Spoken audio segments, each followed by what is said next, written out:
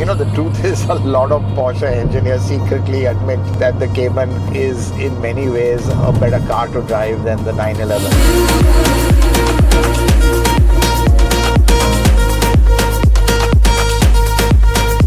The mode or something? Yeah, put it into sport mode, and sport plus, the exhaust flaps open up. Oh man, Yeah. this is insane. So good. Have you drifted in this? Have you tried? No. Maybe I'm a old Parsi Bawa at heart. I just don't want to give my car too much stress. Another car which I really enjoyed was the E-Class, which I think is the gentleman's AMG. Performance was just phenomenal. This Gangu uncle, please give me a BMW, and he would laugh and say, over my dead body, and frankly that's how I got it. I'm always been curious. What do you think is the fundamental commonality between somebody who likes cars and somebody who likes mechanical watches? Because I feel like there is something there. Absolutely, because see, both are items of precision, both are items of a certain level of excellence, and I think that's really where it's at. Yeah, at both. Have you checked in the resale? I'm sure you'd actually make money on this if you were to. Well, I don't know. Though there was at one point a friend of mine in the south who offered me considerably more than what I bought it for. Oh, really? Yeah, because he was desperate for this car.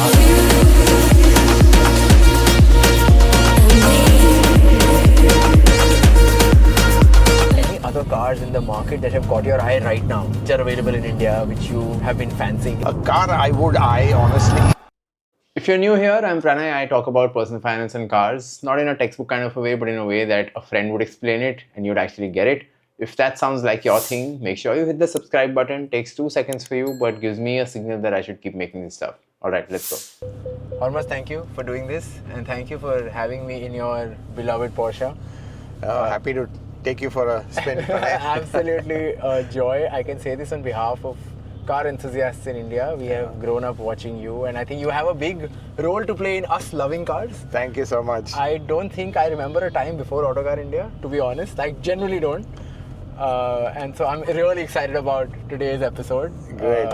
One, because of you, two, because of this car. But can you tell us a little bit about the car before I jump in? Yeah, so this is a Porsche Cayman 718 GTS. It's actually, wasn't easy to get because they are, this is naturally aspirated. Very few of them came into India, very few allocations. Yeah. And this is the GTS version. It's not as hardcore as the GT4 or the GT4 RS, which is just a track car. Yeah. So I think for Mumbai roads, as you can see how bumpy they are, suspension is a bit stiff, but really not harsh at all. You don't get any of those crashing sounds you would. So it's really perfect actually. How many? And for me, it's really the perfect sports car for many reasons. Yeah. Love it. How long have you had this?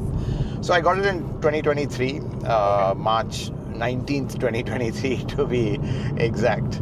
And so I've not really used it too much because the problem is there are so many other cars to test that you don't get a chance to drive your own car. But honestly, Pranay, I don't need to have a car because at any given time we have long-termers, test cars, and there would be at least 10 of them around. Yeah. So having another car just takes up a parking space at home, in the office. But this one is a keeper. I knew it was going to go out of production. It's quite rare, and it's naturally aspirated 4-liter flat 6, and it's really analog, old school. And I mean, if you see the car also, I mean, just look at the screen over here. It's like Marutis have a better touch screen, but you're not buying the car for that. You're buying the car really for what's the way it is. And the first thing I noticed when I got into the car was the smell. Yeah. I think it's like that beautiful premium leather smell. Yeah. Is it something to do with the Alcantara finish or like? Yeah, well, I think it's just kept it sparingly used. It's parked in a closed garage. So yeah. Well taken care of. So when do you take this out? When you wake up in the morning, what day is it when you say that? So generally I take it out on weekends. Okay. We in Mumbai have been blessed with the coastal road. Yeah. Look at it here. So absolutely awesome. And I've taken it to Mahabaleshwar a couple of times where I go on the weekends. But the road, that highway is so bad. Okay. You only have a small window to really take the car. And that's just before the monsoon when they do up the road, and then in the monsoon it gets ruined again. Yeah. And then the whole cycle starts. So we're taking almost a year to do it up. So you got a very short window to really enjoy on that road. But otherwise I've taken it out of town. I've taken it, recently drove to Hampi from Bangalore with people also in a 718 GTS. It was a very small club we have, and there were just 3 of us. There are not too many of these cars, just a handful. Well, there were 3 of us who went to Hampi. Got it. But there are not too many of these cars around because very few came into India, just a handful. How many do you think they allotted to India? I think it would be in maybe low single digits or maximum, high single digits or maximum low double digits, so I think maybe between 9 and 14 or something like that. I'm not sure. That's where it helps to be you. Yeah. To be able to get that. Well, to be honest, I think it wasn't easy to get. I still had to wait for about 6-7 months, but then spoke to some people, used a bit of pull and got the car. Yeah, so, and absolutely, the minute this came out, the minute this was announced, I knew I had to get it. I mean, just to give you a background, actually, I'm a huge Cayman fan. Yeah. It's not the ultimate flex. The 911 is always the ultimate flex, which people want. But to me, it's not about flexing. It's to be the way the car drives. This is mid-engine. Yeah. That's what I love about it. It's light, 1,500 kilos and under. Yeah. And it's small. I just have always loved small and compact cars. The new 911s, they're just getting wider and bigger and fatter. And frankly, honestly, for me, being small and light is, just how I love every sports car to be. Love it. What car were you driving before this? Before we go deeper into this. So, I mean, I didn't own a car. You didn't own anything? No. Well, I own a car. I've got an old BMW E30 Classic. Yeah. Then I even have a first-gen Maruti 800. I mean, it's not driven. It's just because these cars are a bit of history and classic. Because as I said, we've always had a long-termer. Yeah. I used to have an E-Class about 10, 12 years back for a couple of years. Got it. But I did about 10,000 Ks in 4 years. On the E-Class? Yeah. This one's done about 5,000 in 3 years. It's done about 5,000 in 3 years. Because, we always had something else to drive. Now, this one I've done more because the car you want to spend time and take out to drive, But with the E-Class, there was always something else. So really, as I said, I didn't need to buy a car, but, this car's now out of production and I'm glad. I finally got it. Yeah. What was that moment when you fell in love with the Cayman, or when you made up your mind that this is it? So I've always loved the Cayman, and it's a question of when you could afford to get it. Okay. And clearly, the first gen Cayman, it had a 3.4 liter flat six. I've always wanted the naturally aspirated flat six. It's really an iconic engine. Yeah. And, natural aspiration, it's got a certain appeal and charm to it. Just the way they rev, the way, the revs build up, that lovely crescendo, the way the power ebbs and flows. It's not like a turbo, which is just bam, whoosh, So it's really not about, going fast. This actually isn't a super quick car by today's standards. In fact, you'll have some electric saloons even faster than this. Yeah. But, I drove the Porsche Taycan, which is an amazing electric car.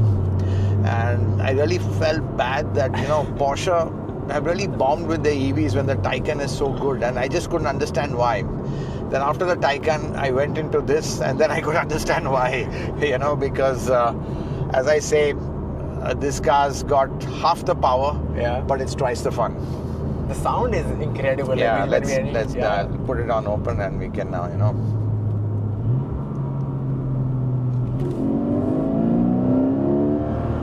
Got a fair bit of traffic now, so difficult. That sounded fun. Yeah. Drop. Slow down. What, you changed the mode or something? Yeah, put it into Sport mode, and Sport Plus, the exhaust flaps open up. Oh man, Yeah. this is insane. Yeah. But I mean, this is not the time or place to drive it, to be honest. But yeah, I mean, you can still have some fun. This is not a, That was insane.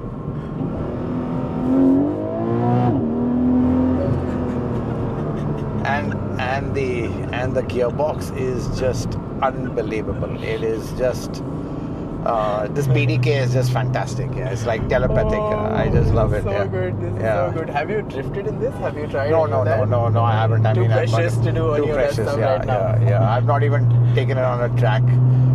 So. But this could possibly do all of that stuff. Yeah, it could possibly do all of that, but I somehow just maybe I'm a old Parsi Bawa at heart, just don't want to give my car too much stress. Yeah, I know. So we've just stopped to get some fuel added to the Porsche. While we do that, I actually wanted to talk about one asset class which almost always gets ignored when it comes to investing, and that asset class is corporate bonds. Now the good news is that because of regulatory frameworks and digital bond platforms, retail investors like you and I can actually start investing in corporate bonds. Wind Wealth is one such platform. They are a SEBI-registered broker that typically lists bonds that are rated between BBB to A, offering anywhere between 9 to 12% fixed returns per annum.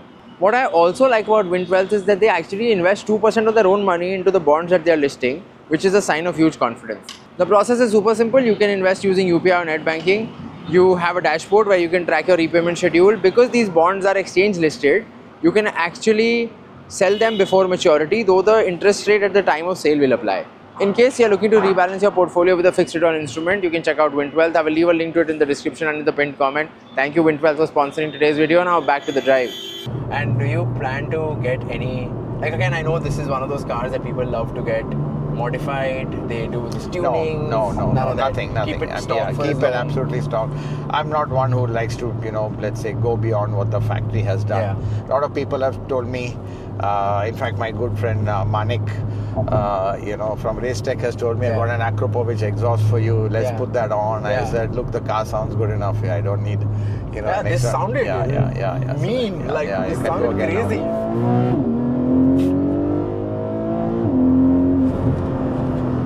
Doesn't have grab handles also for me to hold on to. And it even blips on the downshift like a lot of cars do. So really it's amazing, and honestly it's so delightfully analog. That's what I love about it. I mean, look at the dials also. Yeah. The proper dials, the fonts, the needles, it's not digital at all. And as I said, the touchscreen is just total rubbish. Exactly how you wanted it. Yeah, who cares? Okay, just about gives you what you want. There's no Apple CarPlay. I've got my phone with a wire over here. Oh, wow. So it's just I mean, you have to get Apple CarPlay. You need a wire. That's the one thing I do need just because of navigation. Yeah. So, but yeah, otherwise. How's the music system and all of that? Music system, I didn't take the high-end one. I didn't spec it because honestly, to me, the music is behind, which is a flat 6 symphony. Yeah. What is the spec of this one? So I did. To be honest, when Porsche got the car for India, the base spec was a pretty good level. You already had the chrono pack. The things I did extra was the color. It was not part of the standard package. The shark blue color. Then the interior accents also, that was extra. One thing I did spend a fair bit of money was on the seat. It's a 18-way powered seat. So it's the more comfort seats. I didn't want the sporty seats. Yeah. Honestly, because you want to spend long hours in this, you want to be comfortable. Yeah. And looking at my size, I think I wanted something that it could be adjusted. I didn't want anything snug and tight, and those sport seats don't have the level of adjustment and comfort you want. So I got the seat belt also. This was also extra to be color coordinated. Yeah, that was it. Really not too much. All standard. Everything else was pretty much standard. So as I said, the base spec was pretty good. It is a pretty well loaded car. Yeah, it feels really good. So the color was not that I had to pay extra for. But I think it's worth it. I love the color. It's stunning. It's absolutely stunning. You got PPF or something aftermarket anything? Yeah, I got a PPF put on it first thing. Obviously you want to protect the car as much as you want. And the thing about Porsche is they are designed to take that sort of abuse. Exactly. On a track, they just go on and on. And especially because this is not a rare engine and it's a mid engine. I feel like it'll do really well in those situations. Absolutely. I think that's what people don't, when you drive a 911 and then you jump into a Cayman, you can just see the difference instantly. I mean, 911 really is a hero car, no doubt, but you've got to have a skill level of, let's say, a Naren Karthikeyan to extract the maximum out of it. Because, physics is physics. You can't kind of, let's say, change that. And the 911 pivots around, it's the backside which is far away. So the front tends to go light when you're accelerating. So there's a way to drive a 911, of course, and it is very, very rewarding once you do. But this car, it just kind of rotates, around your hips, it's just phenomenal. You feel a lot, it's probably easier to maneuver. Yeah, easier to maneuver, easier to handle. And honestly, Pranay, I just love the size. It is just the perfect size. It's small, and it's not you that can say small also. It's small. But you compare it to a 911. The 911 they've become so huge, and their haunches are so wide. With the rear track being wider than the front track, sometimes you've got to really test your judgment as well. So, and I've driven all the 911s and fantastic cars, as I said, hero cars. But honestly, this is such a sweet handling car. And, as I said, to me, it really is the perfect sports car, for multiple reasons, especially in India, size being one of them. You got the it. Engine, which is an absolute jewel, 4-liter flat six. You do get them in the 911, but you get them in the more hardcore versions like the GT3 and the GT3 RS, which are not practical in India, and of course they're a lot more expensive. So to get this engine, in this car at this price point. And really the practicality of it is just phenomenal. You got a really, really good deal you were probably the last one who managed to get your hands on this. How much did you pay for this? This I think it all came to around 196 with all the options. On road, yeah. And the fun part is I think maybe a little more, I'm not sure, but about that much. So it was I think it's just phenomenal value. I mean, who would think that people would say that about, that prices? But that's what, the car prices are today. It's quite crazy. And you paid 100% import duty on this. Yeah, 110%. Yeah, absolutely. That's why it's so expensive. But otherwise, exactly. But luckily, the euro was a lot cheaper than it is now. So I think, I'm sure this car is a keeper, and in time, I'm confident the value will just go up. Now that it's discontinued, have you checked in the resale? I'm sure you'd actually make money on this if you were to. Well, I don't know. Maybe, still it might take some time because there are still, NATASP engines around still. But I think, I don't think this would hold its value phenomenally well, that's for sure. And though there was, at one point, a friend of mine in the south who offered me considerably more than what I'd bought it for. Oh, really? Yeah, because he was desperate for this car and there wasn't one available. So, but I think, as I said, it's just the perfect spec, the GTS. Amazing. The GT4, I tried the GT4. I took the Spider actually all the way to Mahabaleshwar. Okay. Phenomenal car. It was a manual also. Just had an absolute blast in it. But it was just too low and just too stiff. And our problem are our speed breakers. So there's no point having a car where you can't literally, take it out of town and or you can't take it beyond the street if you don't have if there's speed breakers everywhere. So that is a frustration. So that's why it was the GTS for me. I did contemplate the GT4, but quite honestly, it's just not practical enough. Was it only the Porsches that you were considering, or when you were thinking of buying this, were you also looking at some other sports cars from other brands? Or I did look at a BMW M2, to be honest. That was on my list, but I have to say I was hugely disappointed with it in the way. Firstly, it's crazy weight, some 1700 kilos, which just doesn't work for me. Whatever people say, a light car is just awesome to drive. Just the way it transitions through corners. A lot of people say, you can master weight and all, but again, you can't cheat physics. Again, BMW also built a little bit too much understeer into their cars for whatever safety reasons, so that little initial understeery feel which was also there. And so yeah, I mean, honestly, I was quite disappointed. It was much cheaper than what this would be. Power and performance, no issue at all. But again, this is naturally aspirated, that was turbocharged. So yeah, I did look at the M2 as an option, but no, I'm really glad I bought this, and there's just no question of this being the better choice. Amazing. What are some of the things you don't like about this car?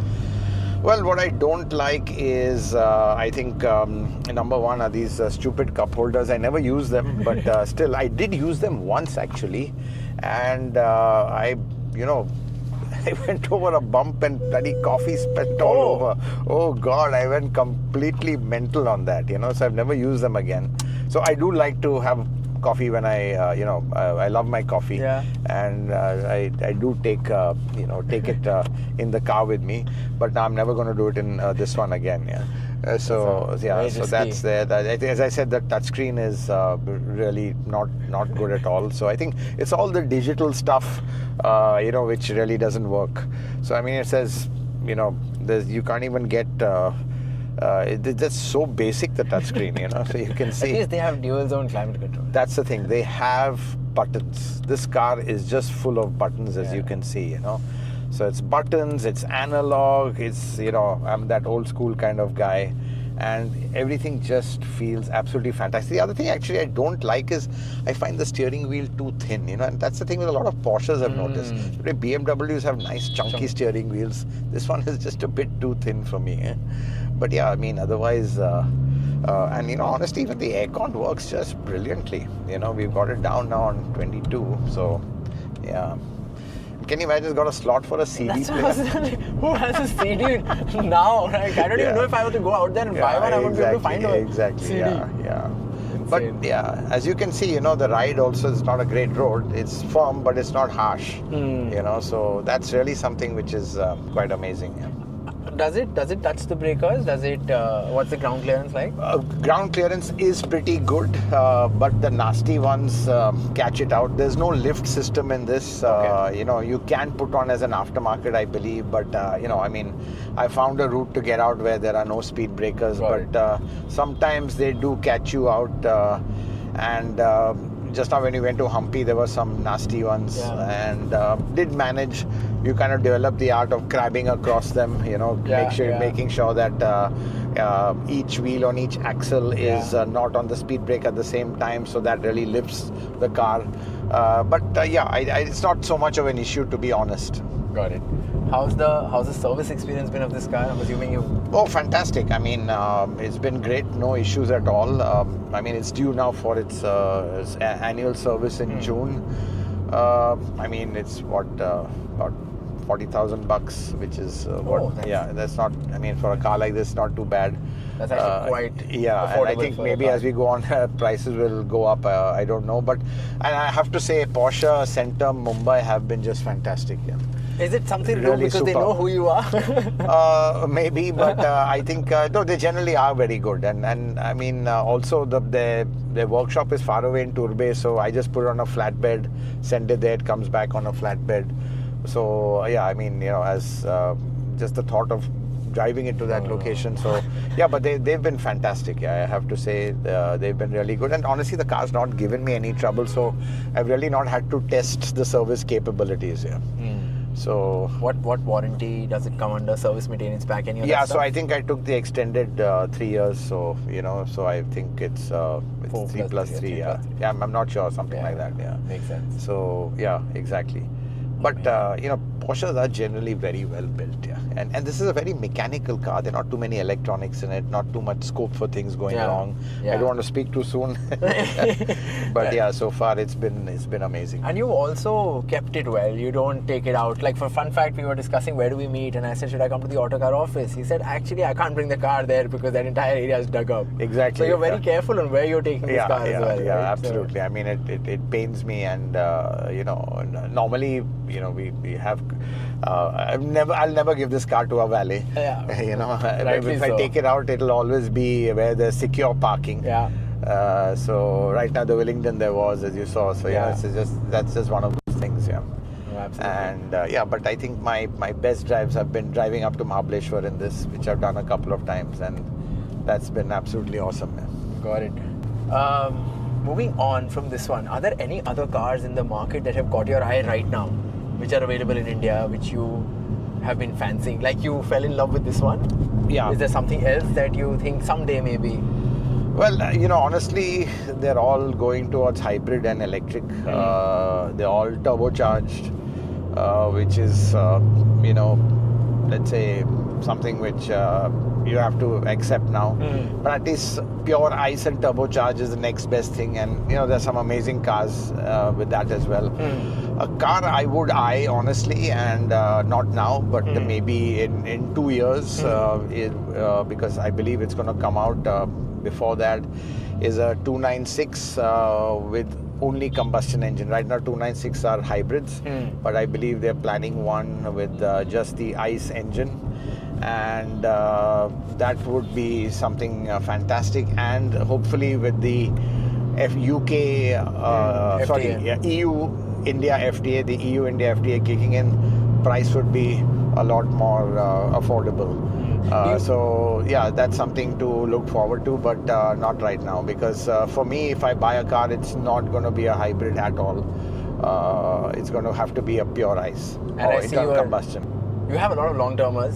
Yeah. Which are the ones that you are enjoying right now? And like, I have to say I enjoy the electric long-termers because I think in town EVs make a lot of sense. Okay. And quite easy to drive, and one can see how the range is, the charging infra, and the fact that they are much more now convenient than petrols, because you got the charger in the office and at home, so it's like having your own fuel station. Yeah. So for me, I think the cars I've really liked now, the Creta EV. Yeah. Very simple, straightforward electric car which we've been running. We've got the Windsor also, which is again value for money. We know why it sells the best, but it is compromised on road noise, suspension, AC is not absolutely fantastic, that sort of thing. But another car which I really enjoyed was the E-Class. The new one? The new one. And we had a 450, which I think is the gentleman's AMG, because performance was just phenomenal. It's not an AMG, but performance was fantastic, smooth, creamy, super quick, and the ride comfort is just next level. The E-Class. Yeah, so I'm a big E-Class fan. I think really it is today the kind of, the kind of benchmark for luxury sedans in its class. And I've also, to be honest, enjoyed the Audi A6, a bit of an underdog. It doesn't, let's say compete with the E-Class, but it's got its own virtues of, just being again very smooth, easy to drive, and one of those cars you use if you want to fly below the radar. So that's. And I noticed how you not set the 5 Series at all in both of these. No, I mean 5 Series, to be honest, I've not had for a long time. We've driven it. 5 Series is a fantastic car.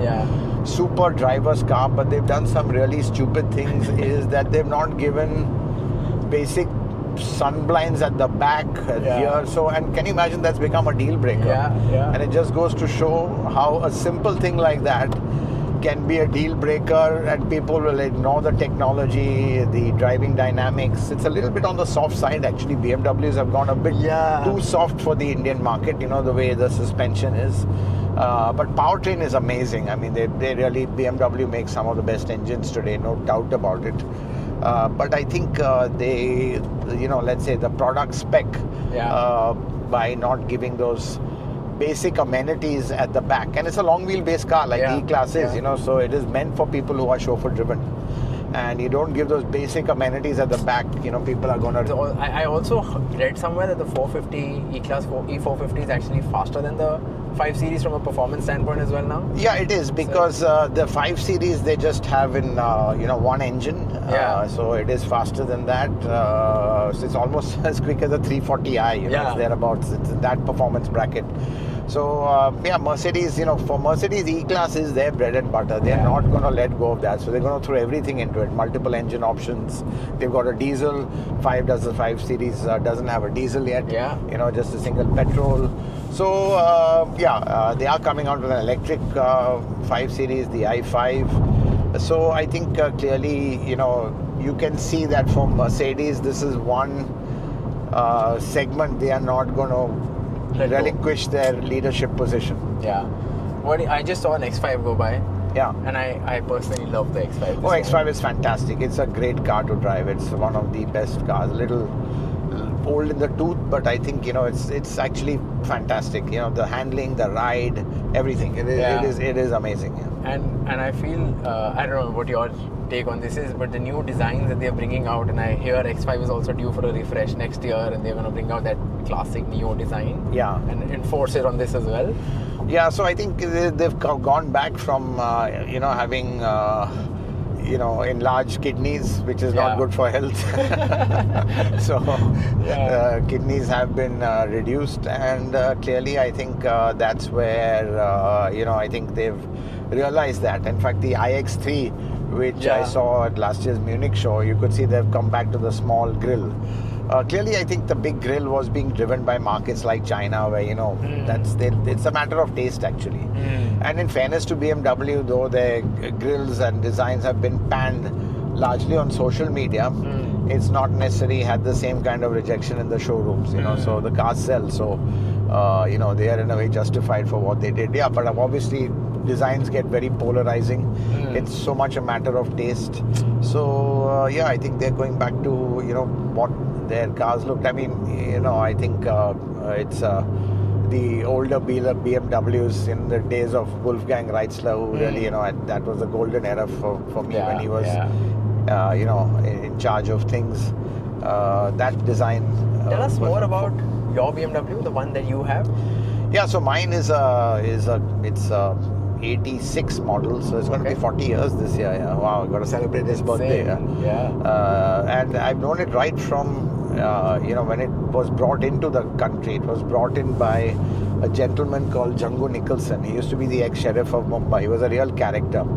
In fact, how I knew him, we had done a rally together, the Himalayan rally in 1986. I was the youngest guy at 22.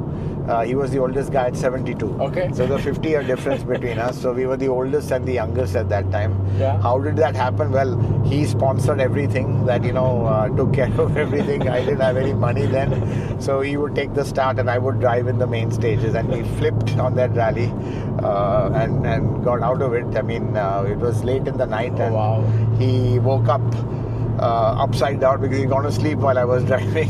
What? So, yeah. What car is this? It was a Gypsy. It was a Maruti Gypsy at that time.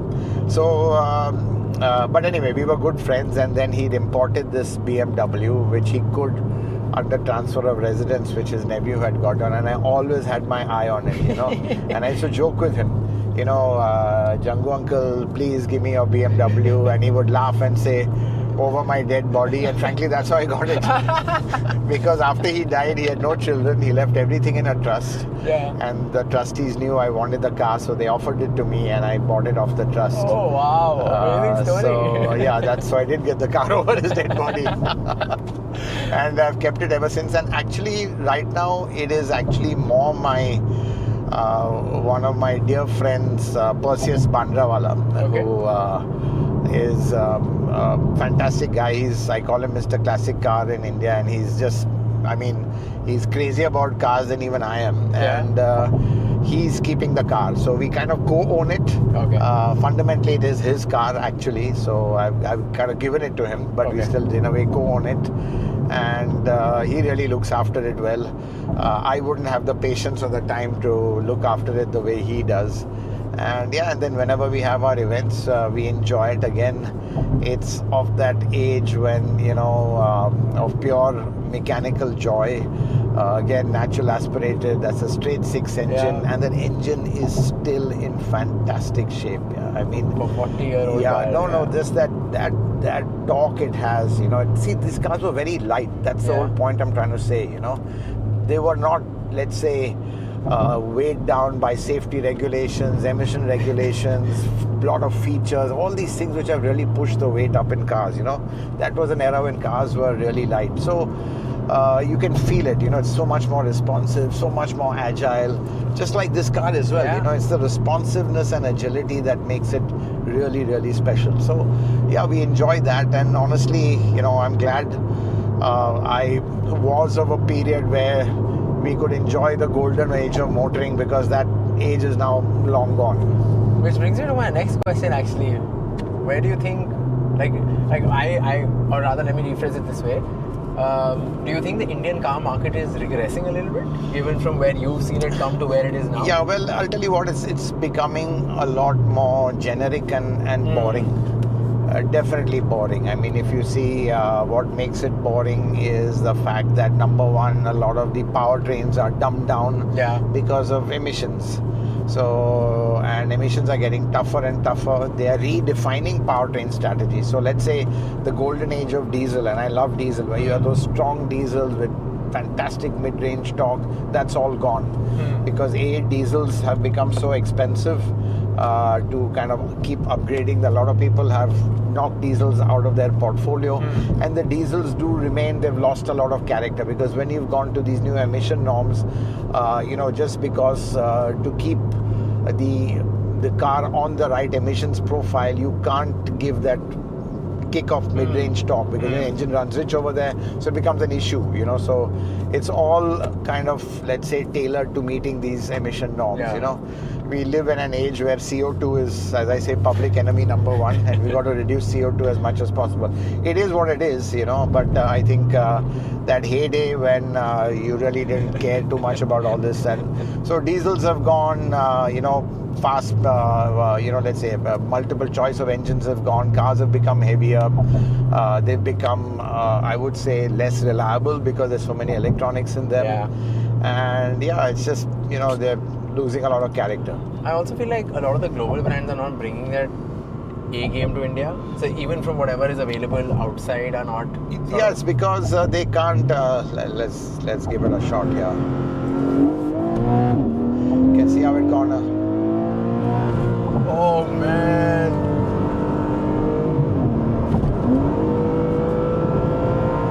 Holy. I was shit scared at that turn, the way you turned there. No, just to show you the grip of the car. But that was incredible.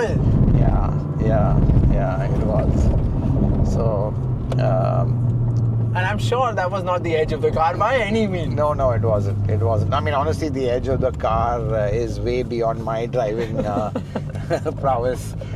So you can just about come close to it. I need an open track. Yeah. This is the scariest I have ever been in a car. Really? That was incredible. Yeah. Whew. So, yeah. So I don't know where were we. After my heart rate recovers. No, I was saying the global companies are not bringing in their A game. No, they're not bringing in their A game, because I'll be honest, it's very tough to bring in your A game over here. It's a very difficult market. It's a very, it's a low margin market. That's the main problem. So if you can't sell enough of them, it's not viable to bring in. And what happens is that every time there's a regulation change, you have to spend millions of euros to kind of upgrade the car to meet that regulation. And then when you do the math for selling a handful of cars and having spent millions of euros on them, you'll make a loss. So then they don't bring the car. So a lot of cars have been culled. If you see, our choice actually has come down. We used to have a lot more choice. Exactly. We don't have choice now. I mean, look at sedans. Sedans have all disappeared. I was just going to come to there that. There are hardly any sedans you can buy. Everything is going SUV, because that's a safe bet. That's the trend. That's where the margin is. So everyone's going on an SUV tangent. So, it's becoming very generic. It's becoming very one-dimensional. And honestly, it's, as I said, the golden age of motoring is gone, and it's, I'm glad we lived it. So when I was growing up, I used to look at these cars like the Accord.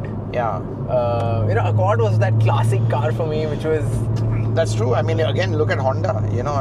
Honda is just a shadow of itself. Yeah. In selling India. in India. That's what I Yeah. meant. Even India, now even globally, they're having problems. Yeah. But even in India, they're just a shadow of themselves now. You had great cars like the Accord. The Civic was Yeah. absolutely revolutionary when it came out. It was our car of the year. Yeah. When it was launched. You had the City, which was really, the kind of Absolutely. benchmark car. The first City, which had just phenomenal performance. Second gen City, which went the other way. Yeah. Incredible practicality, radical design, twin spark, 2 sparks per cylinder engines, that IDSI engine. And central fuel tank. Yeah. That was Honda innovation at its best. And sadly, they've just kind of lost the plot. And hopefully they'll be coming back, because Honda, sort of got rejuvenated thinking of the Indian market, and I'm hoping we see a lot more from them.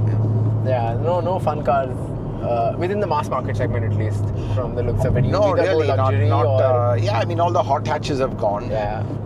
None of them are there. So really, again, that's another segment that just died. You had a lot of hot hatches, but that's the problem. They all died because there was a regulation change, and to upgrade them to meet those regulations for the small numbers they sold just did not make sense. Yeah, makes sense.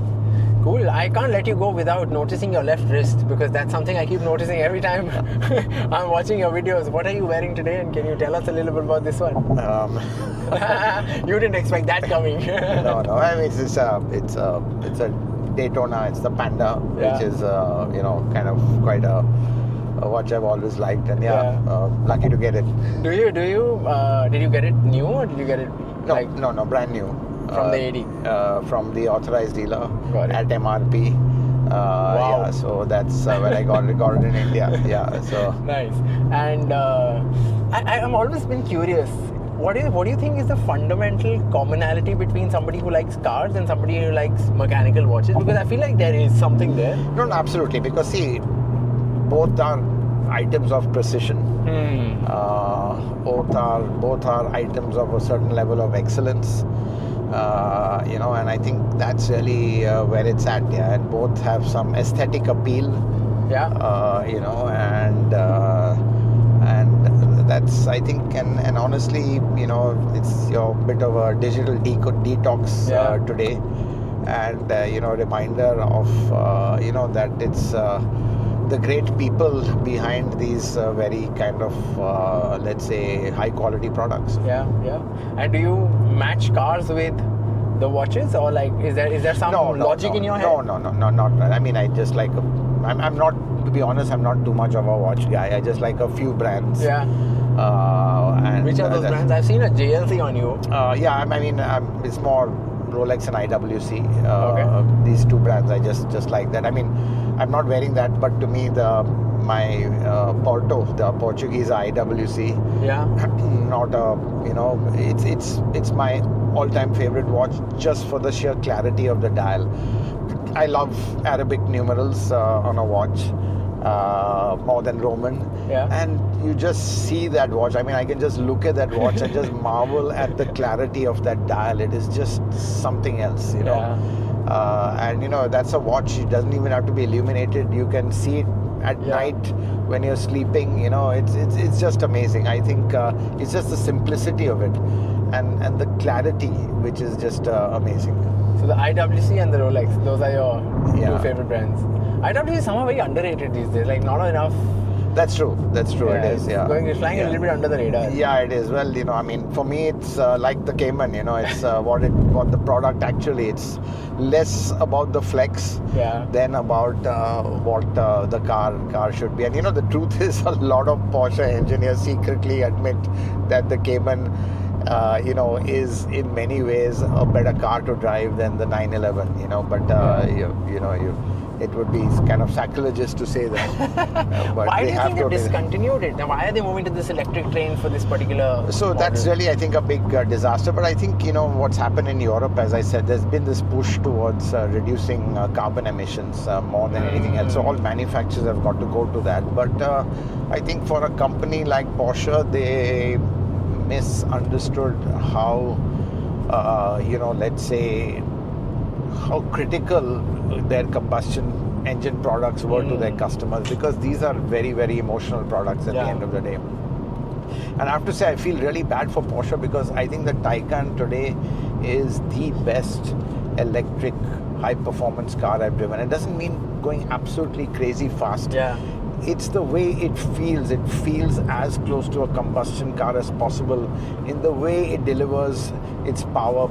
Acceleration is brutal, but there is a certain kind of power curve it gives. It's not an absolute immediate brutal. It's a bit It's not jerky. It's just phenomenal. The car handles brilliantly, and it feels very natural. For example, a lot of electric cars have this regeneration of the brakes, which feel absolutely artificial. Earlier Mercedes cars, the electric cars, just terrible with the regen brakes. Now the new CLA is much better. Just give a very artificial feel. Porsche doesn't give a damn about regen. They don't have so many modes, and the brakes feel so fantastically natural. The steering feels great. So really, I was just blown away by the Taycan. But as I said, then when I drove this, I know why people aren't buying electrics. Yeah, I feel like the Porsche buyer is not the EV buyer. Somebody who's buying a Porsche is definitely for the sound and for the ice and all of that. They are purists, Porsche buyers are very much purists. And I feel like EVs still haven't achieved that status of purity when it comes to cars. That's right, Now Ferrari going in with EV, big gamble on EV. They are saying their EV is going to really give, be the first EV that gives that absolute emotional feel of an ICE car. And they're doing a lot for that, So I think firstly their interior is very traditional, old school. They got a lot of the buttons and knobs back, the Ferrari Luci, which has just been shown.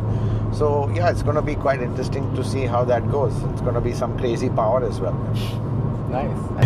Hormazd, while I have you, I'd also love to understand the history of Autocar a little bit. Like, how did the magazine start? I know Autocar is a UK brand, and then you started the India version of it. Can you walk us through that journey? Yeah, so I think we were a startup in a way, and the concept of startups really wasn't there. We started the magazine in a garage. Oh, wow. That was where I kind of started it. It's just, me as who started it. I had one employee, and of course my wife was also a director of the company. And then, the background is I used to work for another magazine called Auto India, which was owned by the Business India Group. They ran into a lot of financial troubles. Salaries were not being paid. So it came to a head, and I said, it's not going to go on. And then I said, let me start my own. And for a while, I had been in touch with, people from Autocar. They'd made a visit to India, stuck up a relationship with them. And they said, look, if you ever want to do Autocar in India, let us know. Obviously, at that time, you couldn't invest in media, so there had to be all licensing arrangements. You had to just do it under license. They couldn't invest at all. So yeah, we were talking to them, but as it so happened, whilst we were talking to them, there was another big German group who were also wooing me, called, it was Motor Presse, and they had this magazine called Auto, Motor and Sport, which is a very big, well-known German magazine. They were much better funded than Autocar was, and were really going after me aggressively, more than the guys at Autocar. But at the end, it was one of those really tough calls you have to make, who to go with, because whoever I didn't go with, they were going to come in any case, and be a competitor. And be your competitor, Yeah. So, but finally went with Autocar. Auto, Motor and Sport did come in. Yeah. But they made a mess of things. I think their local kind of whoever was running it, really didn't do a good job, and they shut down. So you made the right call. We made the right call. We've gone from strength to strength, and honestly, I think we've always had the philosophy of trying to, make our content speak for what it is. We've always had our brand ethos of being first, authoritative, definitive, being the first and the last word. And I think obviously at that time was the heyday of print, and it was a much calmer world, more relaxed world when you only had one medium. Right now, as you know, it's everywhere. We are going to be on your YouTube channel. So, but I think what we did is we evolved quite well as well. So I think we saw the trends early. I think We got into platforms like YouTube early, and we are pretty strong on all of them right now. And I think partly it's because what we've built over 25 years, and I think this is really the key, is relationships. Because where we get our information from is not ChatGPT or AI, where a lot of people online or a lot of people on social media get their opinions from. We get it from engineers, marketers, CEOs. We are always in touch with them, and that's where we get absolutely the most critical information on products, on trends, and we really gives us a deep understanding of the market just by virtue of the long relationships we've built over 25 years. I personally trust Autocar. Like, I get my information from Autocar. If Autocar has said it, then this must be true. If Autocar hasn't said it, then hold it. Wait. So, I mean, Thank you. Definitely +1 to that you are the definitive and authoritative source. And kudos to you for honestly not getting swayed away by all of the different... Like, it's very easy to get distracted by the world we are living in. No, it is, and honestly, there's always a lot of pressure. There are a lot of, to be honest, well-known editors who, I would even go on to say, sell themselves. And then there's pressure, but we just don't do that. And I think slowly it is there is a realization that we are the trusted word more and more. And so I think I think we just have to stay true to what we've always been doing for the last quarter century. Quarter century, the way you make it sound, and actually that puts it into perspective. The other thing is, as AI proliferates, right, I feel like the one currency that will become even more important is trust. Right? And I think, to your point, trust is going to be of paramount importance, and in the short term scheme of making money, I feel like not compromising on trust. No, that's right. And I think more than that, it's drilling deeper down into the ecosystem and being the first source of information. It's very interesting sometimes when we're about to break a story, we go online and Google it. Absolutely nothing. Then the minute we've done it, oh my God, everyone's done it. So I mean, for us, AI also sometimes is Autocar intelligence. I mean, AI has to pull that information from somewhere, right? That's right. So exactly. So, and that information, I don't think there's anyone better than us to dig that information out. We really give a hard time to a lot of OEMs when we break a lot of stories. They'd rather be kept hidden. But I think what's good is, I think the industry by and large respects what we do. And I think it's I must say it's great working with the industry. There's some great people, and it's just fantastic. Nice. More power to you and Autocar India. Thanks, Pranay. Good fun. Been a bit of a slow ride while we are chatting, but I think it was scary enough for me. You gave me the chills.